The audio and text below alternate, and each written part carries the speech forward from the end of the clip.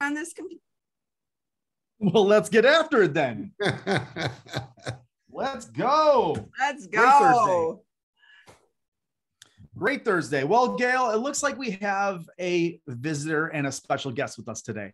We sure do. I will introduce my great friend, Mr. Gregg Bryars. I've known Gregg for, gosh, probably about 8-9 years now. And he's made some pretty substantial changes in his life over the last year and a half. And today we're talking about meds versus meds. Bam, bring them together. The clash of the titans. The clash of the titans. And so we're going to have Gregg, we have Gregg on today so he can share his testimonial because it's pretty phenomenal on the meds side. And, you know, I ask you, what would 1% of your day be like different if you focused a little more on the meds? So Steve, tell us what are meds, like the focus of what we focus on in the meds category versus the prescription medication that people take. I think it would relate if we start about what people are aware of and what the majority of our US population is consuming right now, which is prescription medication. And the most recent studies and statistics show that 55% of US humans are on a prescribed medication of some sort. 55% of US population. That's 181 million people that are being prescribed a medication that is to alleviate or help, which we know it doesn't help because there's side effects to most every medication. So one situation is we're trying to alleviate a problem, but then it's producing more problems. And thus we sort of fall into this rabbit hole. And on average, check this out as well. On average, it's 4 medications per person. 4 medications, different prescribed medications per person. That's the average. Some are on 1 or 2, some are on 7 or 8, but the average is 4. And when you look at the metrics, when you look at the statistics, only 19% of our US population actually exercises on a regular basis. So it's not a coincidence that that's how, you know, these numbers fall into place. So you have to sort of figure out like, okay, some people I know have, that's just what they know. They've been on prescribed medications for most of their adult life because of XYZ. Maybe it's they're not, you know, being healthy, they're not taking care of themselves. Maybe they're genetically predispositioned to be hypertensive or they or diabetic, you know, whatever that case is. But here's what I'm going to say. And this is a phrase I've used in the past, and it works really well here, is that our genetics, regardless of where you're at genetically and what your predisposition is, the genetics loads the gun, but it's your environment that's going to pull the trigger. It's your behaviors that you choose to align to that's actually going to pull the trigger to whether you're going to fall, as I'll say, quote, victim of your predetermined predisposition. So that's the meds that everybody knows. Like when we say, hey, what medications are you on or what meds, they're like, oh gosh, well, I'm on this, I'm on that for hypertension, for diabetes, for high blood pressure, whatever. And so we're taking the approach, and this is why I'm so grateful to have Gregg here, is because Gregg's gonna be able to share a phenomenal story of his own, but we are where our attention is and where we choose to put our meds. And most people they relate to acronyms. And I'm big on acronyms. So if you're one for acronyms, you want to write this down. So the meds that we refer to, that we align to, we live by on a day-to-day basis, and yes, it is a day-to-day basis, is M.E.D.S. The M stands for meditation or mindfulness. Just being in a mental, optimistic state where you can be in calm, be in peace, be prepared for what the day is going to give you. Be proactive versus reactive. The E is going to be exercise. So be someone that moves your body with intention, creates a greater blood flow, create some endorphins, create muscular contraction in your body. That's the E. The D is going to be for diet. How are you feeding your body? How are you fueling your body? How are you healing your body? Because what you eat in private is what you wear in public. Let me say that again. What you eat in private is what you wear in public. So if you choose to eat nutritious foods, then you're in alignment to the meds that we refer to. If you're not eating foods that are nourishing, they're high in fat, they're high oils, they're sugary, and you create a habit with that, guess what medications you'll be on? And then the S is going to be for sleep, making sure that we're well recovered and we have adequate rest. And then if we want to throw in some extra acronym in there, we can say RX, because there's always the meds RX, the prescription to it. And then R is simply going to be relationships. Who are you surrounding yourself with? Who's supporting you? Who's encouraging you? Who can you hold yourself accountable to? It's not who's going to hold me accountable. Who can I hold myself accountable to? So make sure I can get these meds in, the meds we're referring to. And then the X is just the X factor. It's going to be whatever's going to be prevalent for the acceleration of you getting in your movement, your sleep, your recovery, your hydration, your meditation. And I refer to that as the zero effect. You know, to what consistency can you provide your meds that are going to better heal you and better fuel you? So you have to, and before, and I'm not taking away from Gregg here, but we have to ask ourselves, which meds are you in alignment to towards your desired outcome? We all have a desired outcome. We all want to be happier. We want to be healthier. We want to have more for ourselves. But you say you want those things, but your behaviors aren't in alignment to that. And that's where we want to create that distinction here. So, Gregg, share with us where you were 2 years ago, what you decided to take back control of, and where are you today? So it's funny as I listen to you talk about this. Melanie and I, my wife and I, last night had a conversation. So at Christmas time this year, I'm from New Orleans. Those of you that know me can see all my LSU and Saint stuff behind me. I'm from New Orleans, and New Orleans is known for eating. Like when we wake up at my mother's at Christmas, it may be 7 o'clock in the morning. She's asking what we want for dinner. And we're like, Mom, we've been up talking till 2 in the morning. We don't want to think about dinner. I mean, New Orleans, as many people know, is surrounded by food. So we let ourselves off for Christmas as a nice treat. And normally when we do that for a day or two, we settle back, buckle back down. And since Christmas, we've been kind of loosey-goosey on the diet. And actually, we had a conversation last night about setting a date to draw the line in the sand to get back on. Although we continue to exercise, we kind of extended that free period quite longer than we normally would. So thanks for that reminder. But June or so of 2020, my sister lives close to my parents' house, and she had a vacation planned, and an event happened.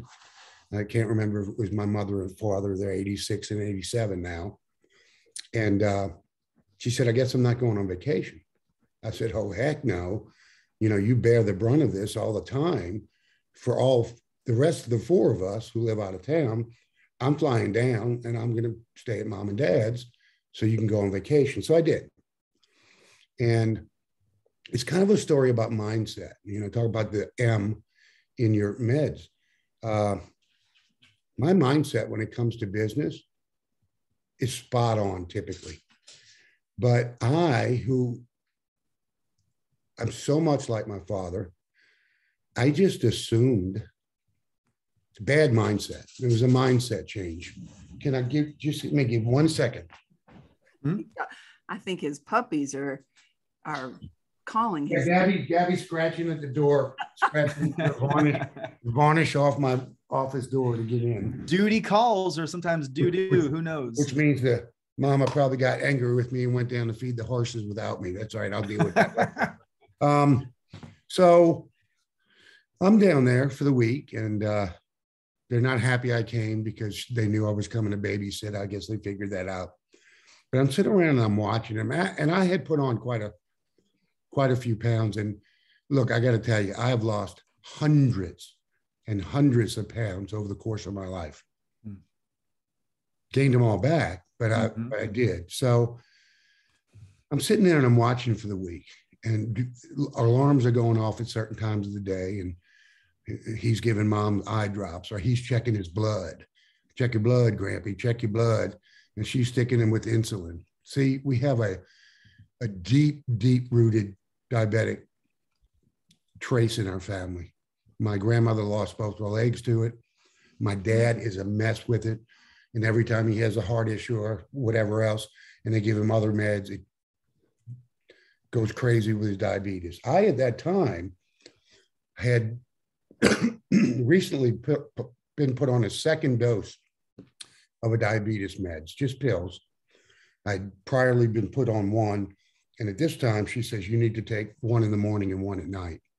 So as I'm watching this events of the day, centered around pills and needles and whatnot, I questioned myself. I said, well, is this really your future? I mean, you can let it be your future because obviously that's where you're headed.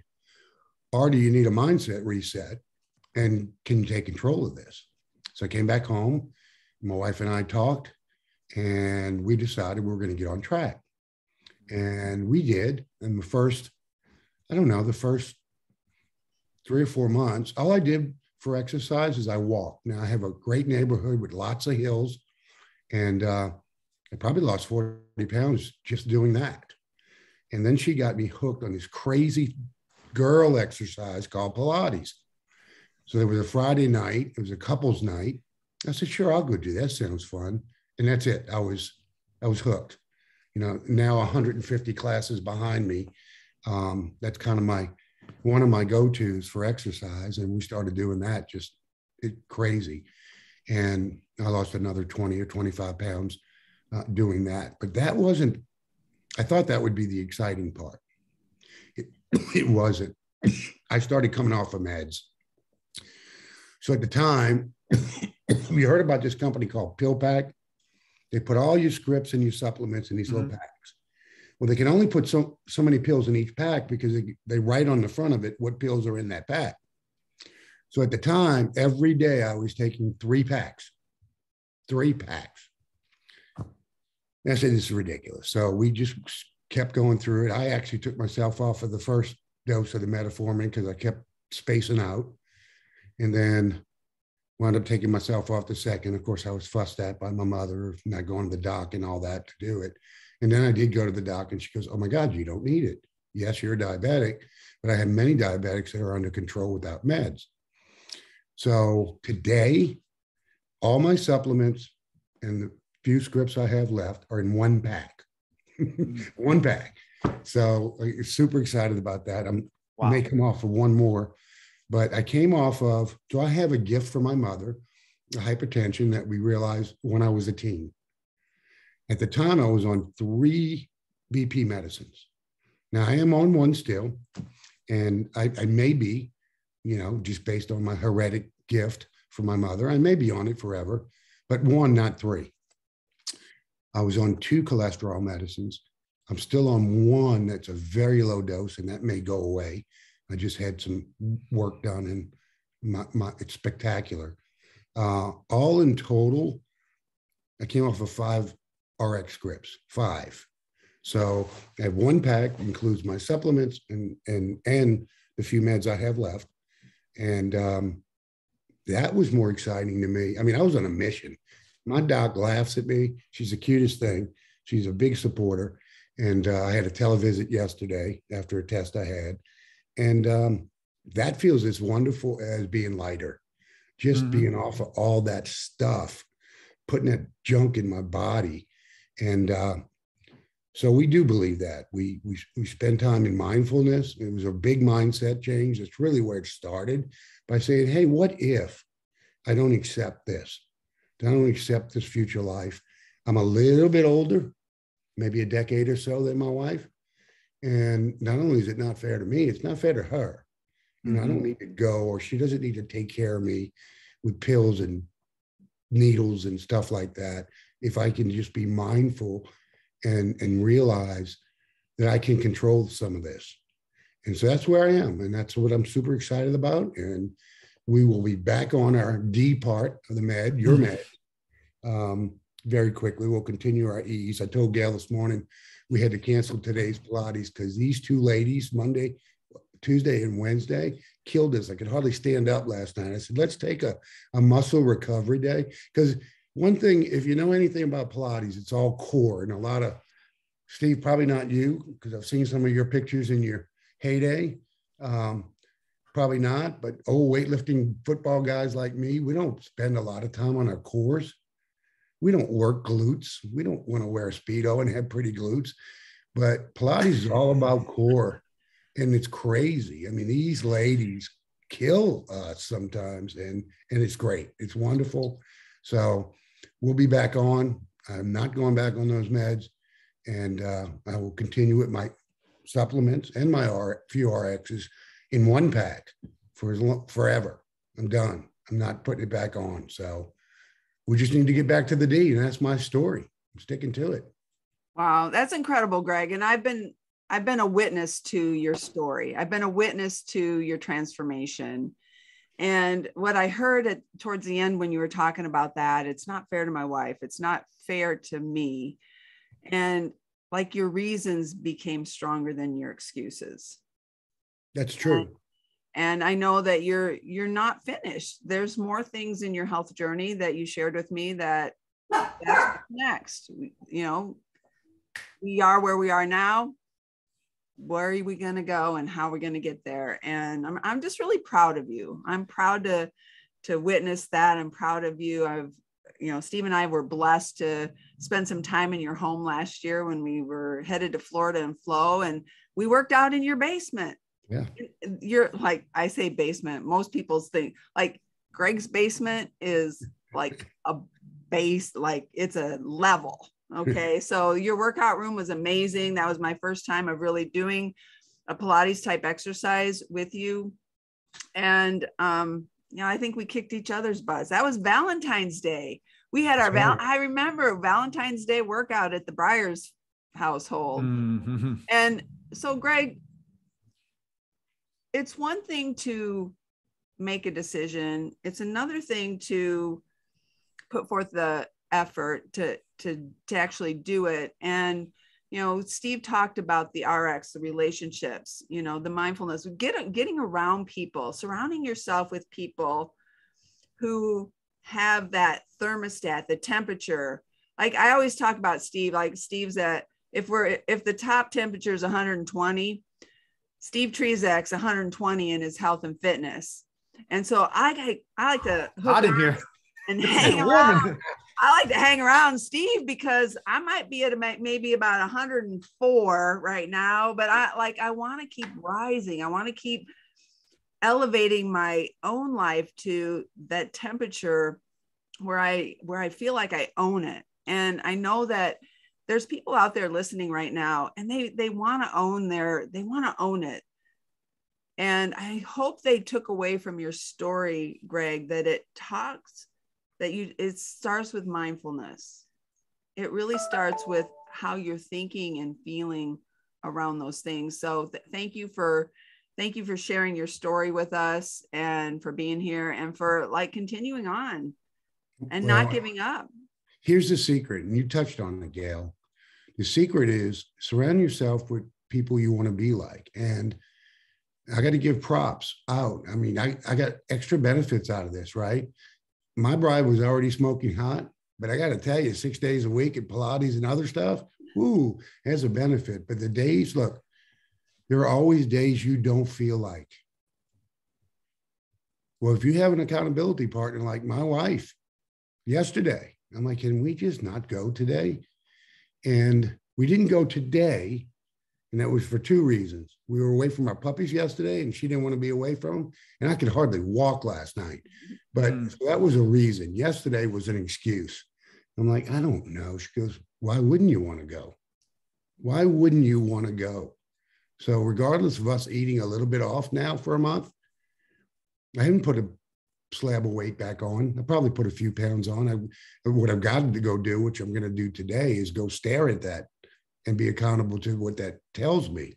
Not about the number, just about the progress, right? I'm always about continuous improvement in work. Gail, you've been around me in my work life. And now it's time for continuous improvement in my own personal life. And that's a big deal.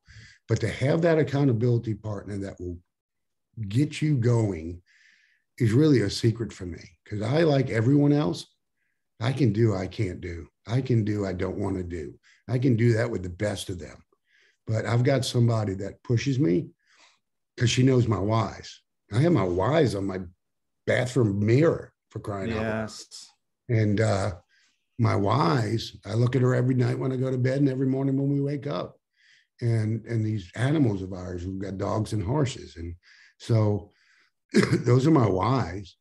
And myself, come on, give it to yourself. You better love yourself, because that's the best way for you to be accountable to your whys. So that's my secret. My secret story is having somebody that will put that griddle onto me and turn it up, turn that heat up, as you said about Steve, when it needs to be turned up. So she rarely needs that. I need that. So that's a big help for me. So I'll share that secret. And I think an alignment to that, we'll call it a secret, is a word that hasn't been brought up yet, but is just merely consistency. Yes. It's just your ability to stay consistent in the process, even when you don't feel like doing it. Yep. Because we go into this endeavor, we say, all right, logically, anybody that has a prefrontal cortex to our brain is like, okay, logically, I can listen to this story that Gregg just shared. Phenomenal story. People are like, I'm there. I'm taking 5, 6, 7 different medications. My family's very unhealthy. They're overweight. They're obese. So they're, like, I'm destined to maybe not live another 5 or 10 years. And so you start this endeavor with these certain expectations of what you desire to have. However, through the journey, through the process, you're acquiring the unexpected results, Great. which delivers even more emphasis on you living that healthier quality of life. And it's not from a place of regret or I wish I had started earlier. It's just saying, hey, maybe I've been doing it for the wrong reasons. I've been doing it with the intentions that weren't in alignment to who I am, my values, and my standards. Because in order for things to change, you're going to need to change. And that's the thing. So, Gregg, I have a question. I want to take us back to June 2020, when you had this experience with your family and you're watching. I can only imagine this scene with, having these injections and, this routine that you're like, what is this? Like, there's these people are getting injected with their insulin and all these things. And you're watching this, and it's not the events. Like, we all experience events in our life. We go through a situation, and we can go to the extreme of even like a drug addict that's in like a drug house, and they're in this little. I've never been there. I'm just assuming. I've seen enough movies. It's like I can imagine it. And somebody injects himself with a drug, and they and one of their best friends dies, and they're just like, and it's like it's a wake up. It's not the event that you're experiencing. It's the meaning that you put behind that event that is the accelerator. That says, hey, I'm no longer willing to tolerate not only what I'm experiencing now, but what my future is destined to be. And so what was the meaning you put behind that? What was the catalyst? Because it all comes down to a decision. What was the meaning? The meaning, it's quite simple. I mean, and you touched on it. In my prior weight loss events, my why was always an event. Okay. Yeah. We're going to a wedding. I'm going to be on stage in front of 1,000 people delivering a talk. They were always events. Well, guess what? Events have an end date. And maybe that's why every time I did this, I went right back up, because the event ended the why. And the meaningfulness, to answer your question, was I changed my why. My why is sitting, breathing next to me. That's not going to go away. and God willing, and the creek doesn't rise, as they say, that changes the why. That's a never ending why now. Mm-hmm. And that's just an epitome, I guess I'm coming up with by your question. My why changed. Simple as that. So the meaningfulness is we're family oriented people, very, very mm-hmm. close. And my why changed to my family. And that's so powerful to me. And trust me, guys, I'm far from perfect. It's a great journey that will continue. There's lots of things I need to continue to do. Gail and I texted about one last night. And, but I think the meaningfulness was in that week, you know, with the pill building and the Monday, Tuesday, Wednesday, Thursday containers. And I mean, it literally consumes their day. And I don't need my young bride consuming her time with that kind of activity sooner than she might have to. So I think that's the meaningfulness for me, is my why actually changed from events, not an interview, not a speech on stage, not a wedding I must go to, not a reunion with my high school buddies, which I did this year. And my reunion with my buddies, I'm right back on, because my why wasn't the reunion with my buddies.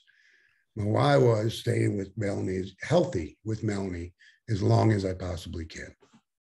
Outstanding. Pretty simple, yet powerful. It absolutely is. Like, I'm getting goosebumps just thinking about that shift. You changed your outlook. And when you change your outlook, you change your outcome.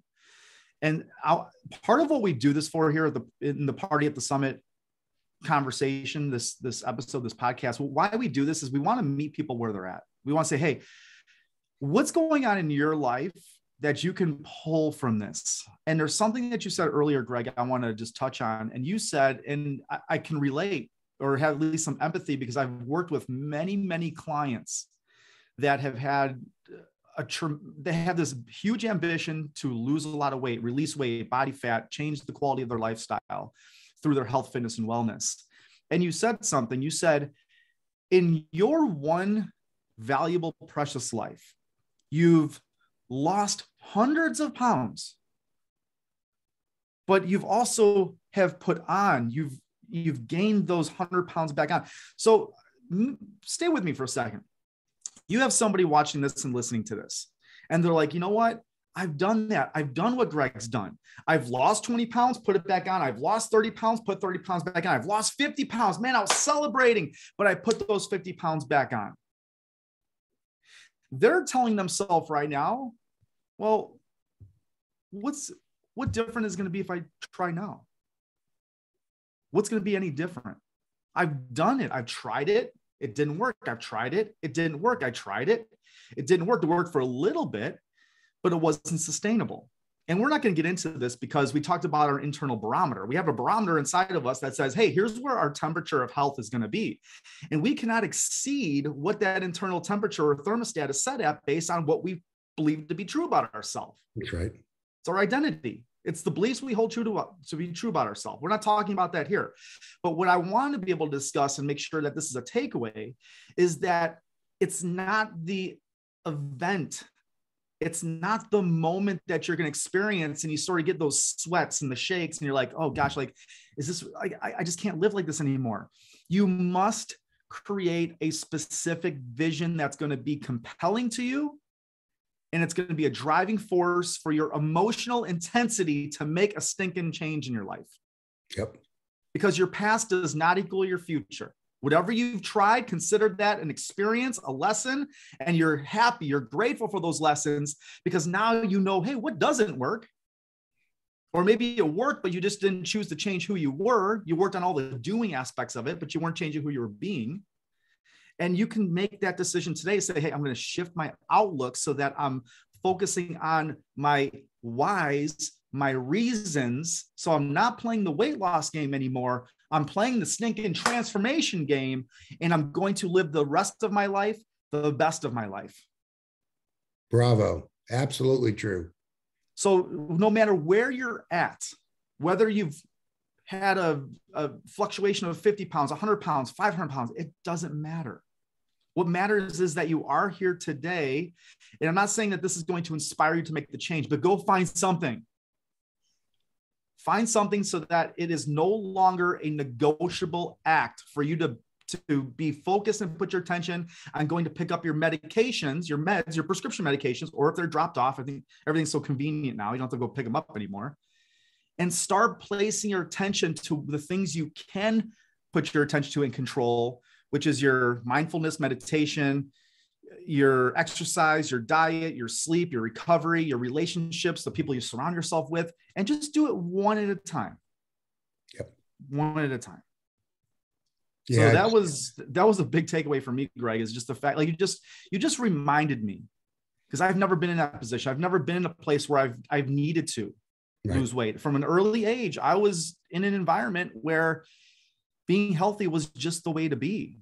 I knew that if I wanted to accelerate my sports and wrestling and baseball and football, like I chose. I didn't need to. I chose and said, no, I'm going to be the version that I know I want to be, to have an advantage, be above the competition. And so that just matriculated and created who I am today. And I'm grateful that I can share and help people expand in where they're going. So thank you, Gregg, so much. Yeah, you guys are doing great things. I'll end with this. And as a trainer, you would probably have said the same thing. We were talking to a guy that we worked with over the years, great guy out in Utah. And it came up that Melanie's been around me for 26 years. And he asked, what are you doing with your old clothes? And so Melanie stores them downstairs in one of the rooms in the basement. She's been around this seesaw for a long time. And he said what you probably would have said: burn the bridge, get rid of them. Don't live your life with the expectation that you'll need them again. And so what I have, because I had a wide range of clothes. And they weren't cheap clothes either. No, they're not. My mother, yeah, God rest her. But I also have clothes that were 20 years old, shirts that I still can wear. But the mindset was, well, you're going to seesaw back into them. Now I'm down to 2 sizes instead of 5 or so. And another reason that we need to come off of this month-long hiatus is they're getting a little tight. So I put a few on, and guess what? I got nothing to fall back on because we burned the bridges. And that's another lesson. That's a good lesson. And I was just afraid to do that as she was, because the miser in her, like, you don't have cheap tasting clothes, buddy. And if and when you do what you always do, we'll have clothes, and you won't be spending thousands of dollars for your wardrobe. So burn the bridges. There's a backup plan. My backup plan is to stay in shape. Absolutely. There is no plan B. Gregg, if you don't mind me asking, what size are your largest pants that you have that you're not wearing anymore? So I don't have them anymore, but okay. I had 48s. 48s. And so you've gotten rid of those clothes. I've gotten rid of those. I've got 42s now, and I'm going to break 40. I'm going to break 40 for the first time in decades. That will happen. Oh yeah. I may not drive to a 33 where I once was as a young man. Not saying I won't. I'm just saying I may not, but I'm breaking 40. Trust me. I'm a big guy. Part of what I believe in is paying it forward and inspiring others to make a change and shift in their life. It's not about us. It's about who can we make an impact for. And hypothetically, let's say, because I thought maybe you were having some 46s or 48s that you still had, and you're like, hey, I'm just holding on to them because they're pricey, they're valuable. What I usually tell my clients is the clothes that you are committed to never wearing again, instead of throwing them out or burning them, go pay them forward. Give them to someone that wears size 50 typically. Yeah. And say, well, what are these for? The response is always the same. Well, what are these for? I don't wear 46, but you will. Right. You will wear 46. So now you just have thousands of dollars of clothes just inherited to you. And that is a driving force for a lot of people. Like, I'm going to go fit into those 46s. Yep. or 48. So it's another way of just paying it forward, and whatever clothes you don't have, pay them forward to somebody that knows that could use that incentive, that could use that inspiration and impact for that. So Gregg, thank you and just so much wisdom you have, Gregg. Thank you.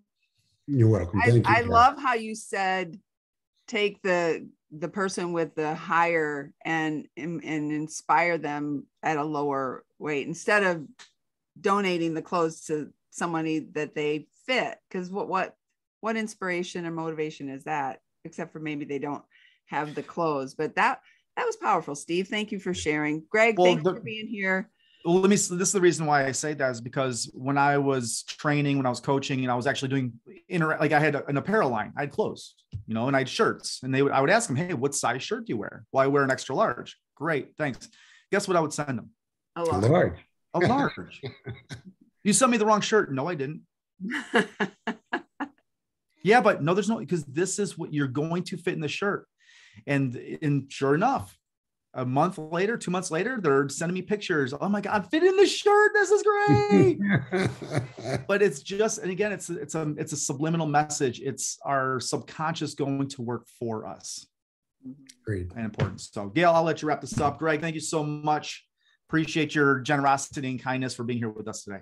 You bet. Yes. Go help your bride feed those horses. Thanks for taking time out of your day to share your experiences, your story with us, with our audience. And if you're ready to take on today with enthusiasm and new mindfulness, diet, exercise, and restfulness in your sleep, surrounding yourself with positive, impactful friendships, and being consistent each and every day, say, let's go. Let's go. All right, we're out. God bless you guys. Ciao.